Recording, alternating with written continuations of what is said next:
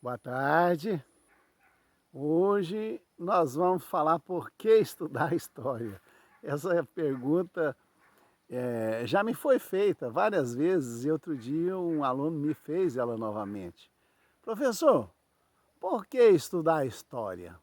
O que é que eu quero saber com o passado? A história talvez ela seja mais importante para a gente que é a matemática, que é o português, as linguagens. Por quê? Porque a história, ela nos dá uma posição que nós estamos no mundo. Né? Por exemplo, se nós estivermos perdidos numa floresta como essa aqui, ó, uma mata fechada, e a gente não sabe, não tem bússola, não sabe para sair daquela mata, o que a gente faz? A gente diz, olha, aqui eu já passei, eu já vi essa árvore, então eu não posso voltar para lá, eu tenho que ir para cá, não é? Aí eu já vou para lá. Eu não vou voltar para o lugar que eu estava. É isso que acontece. Muitas vezes a gente diz, a história se repete. A história se repete exatamente porque nós não resolvemos aquela coisa, aquela situação. Aí a gente tem neoliberalismo, neofascismo, não é isso que a gente tem novamente? Porque não foi resolvido, não é? A história é um caminho, é o caminho melhor que a gente escolhe olhando a única coisa que a gente tem, o passado, né? O passado. A gente, eu vou fazer uma retrospectiva aqui, mais ou menos, da história. Não vou entrar lá nos hominídeos, né? Milhares de anos que as comunidades eram solidárias e tal. Vamos entrar na civilização. Quando a civilização foi instaurada na Terra, as pessoas dividiram. Né? Esses são nobres e esses são trabalhadores, esses são escravos. Os escravos vão construir templos, vão construir pirâmides, né? E aí vai uma transformação, aí chega na Idade Média, as invasões bárbaras, há um retrocesso novamente na história, né? Aí volta, aí a gente tem a servidão, né?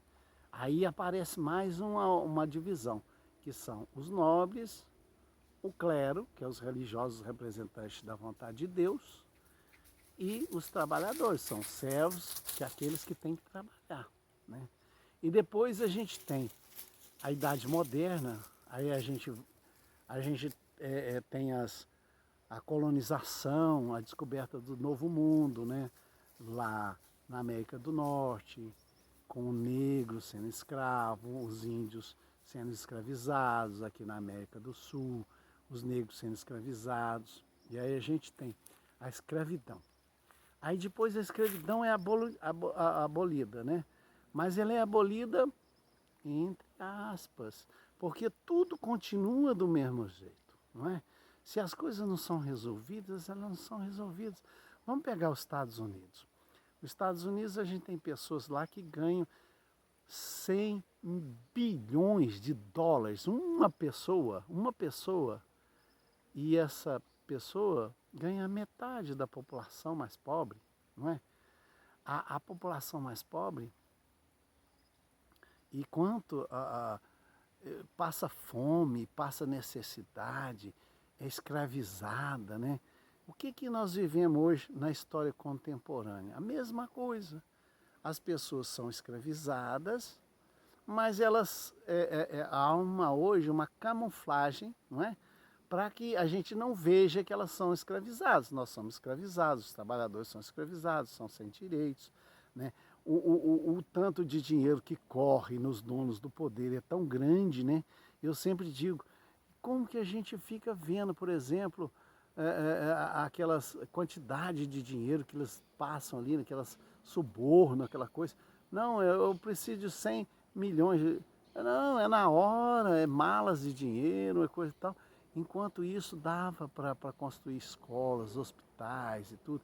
E a gente não vê essa coisa. A história hoje, uma coisa que me deixa muito triste na história, é porque muitas vezes a história é uma reafirmação da condição que nós vivemos, imposta pelos governos, pelos governantes, que são que estão muito mais preocupados com o domínio das elites, né? Da elite lá, dos nobres lá do passado, e a gente continua sendo escravizado.